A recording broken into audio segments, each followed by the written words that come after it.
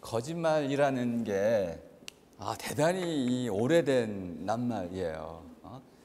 그 까마귀, 또 원숭이, 이런 고등 동물들은 다람쥐 이런 들도 속이는 걸 잘해요. 위장의 천재들이 많고요. 속이는 것은 기본적으로 노동하지 아니하고 무엇인가를 벌어들이는 굉장히 중요한 행위이기 때문에 경제적입니다. 근데 사람 사회에서는 한 사람이 속여서 무엇인가를 훔쳐가면 다른 사람이 그만큼 손해를 봐요. 그래서 윤리적으로 금기시가 되는데, 금기시하면서도 누구나 다 할 수밖에 없는 게 거짓말이어서 이 거짓말 문제는 종교, 철학, 문학 모든 영역에서, 또 뇌과학 쪽에서도, 인지과학에서도 굉장히 중요한 탐구 주제예요. 사람들이 왜 거짓말할까요? 어떻게 할까요? 언제 할까요? 뭐 이런 것들을 굉장히 연구를 많이 하는데, 좀 이상하게도 거짓말의 뜻매김은 거의 변하지 않았어요. 2500년 동안. 그래서 이게 맞는가? 거짓말의 이 뜻매김이 맞는가 하고 저도 한번 의심을 하기 시작했고 연구를 했는데, 가장 중요한 그 거짓말에 대한 전통적인 뜻매김은 의도라는 게 들어간다는 겁니다. 의도는 뭐냐면 속이려고 하는 마음을 갖고 의도적으로 한 그릇된 말, 여기 말이 들어가 있죠. 이것을 거짓말에 대한 뜻매김이라고 2000년 이상을 우리가 믿어왔어요. 저도 믿고 있습니다. 그런데 윤성열하고 그 소아마비 환자신데 높은 담을 뛰어넘어 올라가실 수 없는 분이에요. 소아마비 환자이기 때문에. 근데 이분이 담을 넘어서 13살 소녀를 성폭행을 했다, 그리고 나서 죽였다, 이런 누명을 쓰고 재판을 받아서 실형을 선고받았습니다. 근데 이분이 재판장에서 뭐라고 얘기했냐면 나는 내 진술서는 허위다. 경찰이 나를 고문했고 고문에 의해서 쓴 거짓 진술서다 라고 주장을 했습니다. 거짓 진술서라고 주장을 했고, 더 나아가서 경찰이 제출한 증거는 모두 거짓이다 해서 또 거짓이라고 이야기를 했습니다. 근데 아무도 그 말을 믿지를 않았어요.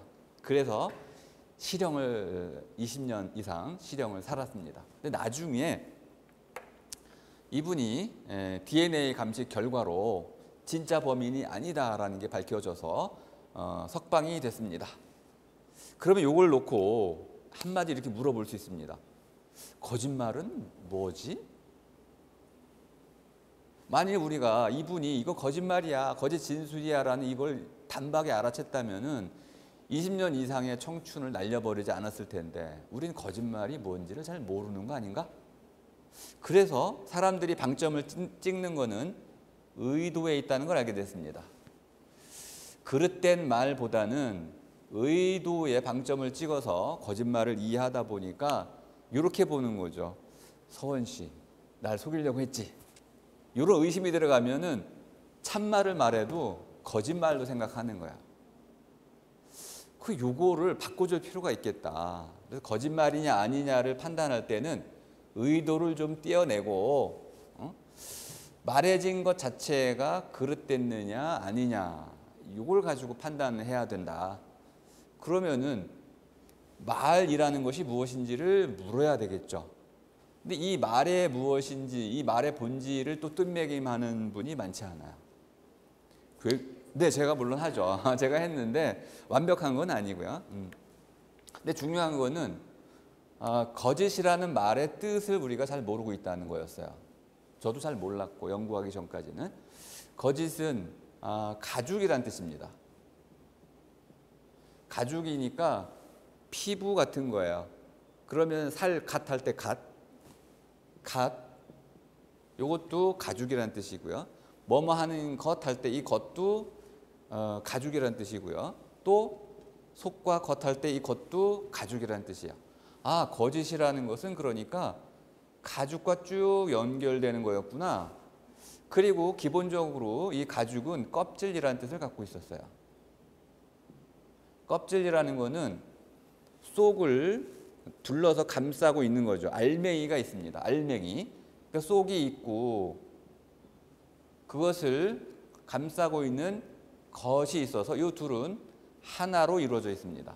그러니까 속과 겉과 속은 보통 열매가 이렇게 되어 있죠. 열매가 껍질이 있고 껍질 안에 알맹이, 속이 있어서 이 둘을, 만두 같은 경우도 그렇습니다.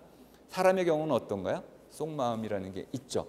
그러니까 속이라는 거는 보이지 않지만 더 중요한 것이고 먹을 수 있다는 특징이 갖고 있습니다. 먹을 수 있다는 건 우리에게 좋다 이런 뜻이 있는데, 우리가 주로 먹을 건 속인데 요 속이 말과 같은 경우로 가보면 말에 겉이 있고 속이 있어요. 그러면 말에서 겉은 뭐냐면 제가 지금 써놓은 낱말들은 모두 겉입니다. 또는 제가 발음으로 목소리로 뱉어낸 말 소리, 이건 전부 겉이 되는 거죠. 이 겉에는 그 말의 겉이 담고 있는 속이 들어있어요. 이걸 우리는 보통 뜻이라고 불렀습니다. 그러면 이제 이런 말도 있죠. 겉뜻이 있고 속뜻이 있다. 근데 어쨌든 이때 말하는 이 속은 하나의 낱말, 말 속에 담기는 뜻을 나타내는 것이다. 그런데 아주 묘한 게 있죠. 사람은 말의 겉과 속을 사용해 가지고 말하고자 하는 바, 의도를 나타내요. 오늘 참 날씨 좋죠. 그럼 뭐 하자는 겁니까? 놀러 가자 이런 거죠. 놀러 가자라는 건 맥락이에요. 이 맥락은 말 속에 잡히진 않지만 사람들이 살아갈 때는 저절로 이해가 되는 게 있죠. 그러면은 참말을 하는데도 뭐 아무튼 표정을 통해 가지고 이거 거짓말일 거야 하고 암시하는 경우가 있어요. 네, 이렇게 해가지고 거짓말이라는 거는 이런 단계가 있는데 여기다 하나를 더 첨가를 해야 됩니다. 바라는 게 있는데, 네, 바라는 게 뭐냐면 바다란 뜻이에요. 바다. 지평이라 호라이즌이라는 뜻인데, 거짓말이 이 겉과 속으로 연결될 수 있으려면은 요 둘이 연결될 수 있는 지평이라는 게 있어야 돼요. 이게 말하고자 하는 바라고 할 수 있습니다. 자, 그래서 예를 하나 들어보겠습니다. 수녀님이 계신데, 이 수녀님이 성당에 계신데, 실제로 이제 하병학 선생님이 만들어낸 문제입니다. 수녀님께서 레지스탕스가 도망을 왔어요. 게슈타포한테 이제 추격을 당해서 숨겨줬어요. 그래가지고 여기 한 성당 지하에 숨겨주었는데, 게슈타포가 와가지고 수녀한테 물었습니다. 레지스탕스 어디 있어? 물어보니까 여기 있다고 하면은 들통이 날 테니까 공동묘지에 있습니다라고 알려줬어요. 근데 게슈타포가 감사하게 이제 인사를 하고 공동묘지로 가가지고 레지스탕스를 잡았습니다. 그러면 이 수녀님께서는 지금 A라는 레지스탕스가 공동묘지에 있다라는 이 말을 했을 때 이 말이 참말인가요? 거짓말인가요? 이 수녀님께서는 레지스탕스는 여기 있는 걸 알고 있어요. 성당에 있다고 알고 있는데 지금 뭐라고 얘기했어요? 공동묘지에 있다고 그랬으니까 거짓말을 하신 거죠. 근데 그 거짓말을 믿고 간 게슈타포가 레지스탕스를 체포했어요. 그럼 이 말은 거짓말입니까? 참말입니까? 참말이 되겠죠. 그죠? 그러니까 수녀님은 의도치 않게 참말을 한 거야. 아까 의도 문제 있었죠? 의도치 않게 참말을 했는데 수녀님 자신에겐 그것이 거짓말이었던 거야. 거짓말을 하려고 한다고 했는데 실제로는 그 거짓말이 참말이었던 거죠. 그러면 이 문제가 발생하는 가장 중요한 이유가 뭐냐면, 말은 거짓말이었는데 사실관계가 안 맞았던 거야. 사실관계는 어떻게 안 맞았냐면, 레지스탕스가 오자 수녀님 말고 신부님께서 여기 있으면 너 잡혀간다. 그러니 빨리 공동묘지로 가라 해서 레지스탕스는 공동묘지로 도망을 갔습니다. 근데 이걸 모르던 수녀님께서 하필 몰랐기 때문에 레지스탕스는 공동묘지에 있다라고 참말을 자기식으로는 해버린 거죠. 거짓말을 한다고 했지만 참말이 돼버린. 그러면은 수녀님께서는 거짓말했습니까? 참말을 했습니까? 이 문제를 하병학 선생님은 못 풀었어요. 그리고 현재는 풀 수가 없는데 저는 이제 풀었죠. 이걸 풀기 위해서 이걸 쓴 거니까. 의도치 않은 거짓말이 있는데 이 의도치 않은 거짓말도 참말이 될 수 있고 또 내가 실제로 참말을 했는데 지구는 둥글다. 이게 한 1500년 동안 거짓말이었잖아요. 근데 지금은 참말이에요. 그러면 그 전에 있던 사람들은 모두 거짓말을 참말로 믿고 있었잖아요. 그러면 이 관계를 어떻게 설명할 것이냐.